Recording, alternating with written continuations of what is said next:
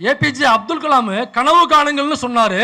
ஆனா நம்ம முதலமைச்சர் ஸ்டாலின் ஒருபடி மேல போய் நீங்க என்ன கனவு காண்றீங்கன்னு சொல்லுங்க, அதை நான் நிறைவேற்றி தரேன்னு சொல்றாரு. அப்ப எனக்கு கனவுல நயன்தாரா வருது, நயன்தாராவை எனக்கு நீ சரி பண்ணி தருவியா அப்படின்னு முன்னாள் சட்டத்துறை அமைச்சர், அதிமுக முன்னாள் சட்டத்துறை அமைச்சர் எம்எல்ஏ ஐயா சி.வி. சண்முகம் இப்படி பேசுறாப்ல. கனவுல நயன்தாரா வரும், நீ எனக்கு நயன்தாராவை சரி பண்ணி தருவியா அப்படின்னு கேட்க. எனக்கு நயன்தாரா என்கிற ஒரு பெண்ணை, நடிகைங்கிறதெல்லாம் விட்டுருங்க, அவங்க ஒரு பெண். அப்ப ஒரு பொண்ணுனாக்கா நீ பொதுவெளியில மேடை போட்டு அந்த பொண்ணை எனக்கு கூட்டி தருவியா, இந்த பொண்ணை எனக்கு கூட்டி தருவியான்னு கேட்டு நீ கேட்பியா? நீ இல்ல என்ன தைரியம் இப்படி கேட்டாக்கா எப்படி உனக்கு பெண்கள் எப்படி ஓட்டு போடுவாங்க? பெண்கள் எப்படி ஓட்டு போடுவாங்க? இந்த மனநிலையில் உள்ள ஒருவர், இந்த மனநிலையில் உள்ள ஒருவர் நீங்க ஓட்டு போட்டு ஒரு எம்எல்ஏவா ஆக்கி விட்டீங்கன்னா அந்த தொகுதியில உள்ள பெண்களை, அந்த கட்சியில் உள்ள பெண்களை, அவருடைய அலுவலகத்தில் வேலை பார்க்கிற பெண்களை, அவர் எம்எல்ஏவாக இருக்கும் பொழுது அவருடைய ஆளுகைக்கு கீழே வேலை செய்கிற பெண்களை அவர் என்ன மனநிலையோட பார்த்திருப்பாரு, என்னவாக ட்ரீட் பண்ணுவாரு யோசிச்சு பாருங்க.